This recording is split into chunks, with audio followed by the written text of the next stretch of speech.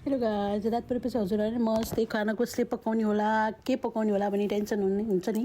हो, त्यही टेन्सनको साथमा म आज चिकन रोस्ट बनाउने निर्णय गरेँ र चिकन ल्याएँ, धोइ पखाली गरेँ। अनि यसलाई मैले चाहिँ कहिले चिकन रोस्ट बनाएको छैन कि, मेरो हस्बेन्डले बनाउनुहुन्छ यो मासुको आइटममा धेरै जस्तो चाहिँ। अनि उहाँलाई सम्झाउनु भएको भएर मैले बनाउन तम्से। यसमा मैले नयाँ हालेको भनेको सोया सस, बुढोले जो हाल्दैन थियो मैले हालेको भनेको सोया सस र अनि तन्दुरी मसला। यो सब गरेर मैले चिकन म्यारिनेट गरेर 1 घन्टा राखेँ फ्रिजमा। अनि फ्रिजमा राखिसकेपछि 1 घन्टापछि चाहिँ अनि तेलमा झान्ने बेलामा चाहिँ फेरि बुढोलाई सन्चो भासो फिल आयो क्या मलाई भित्रबाट।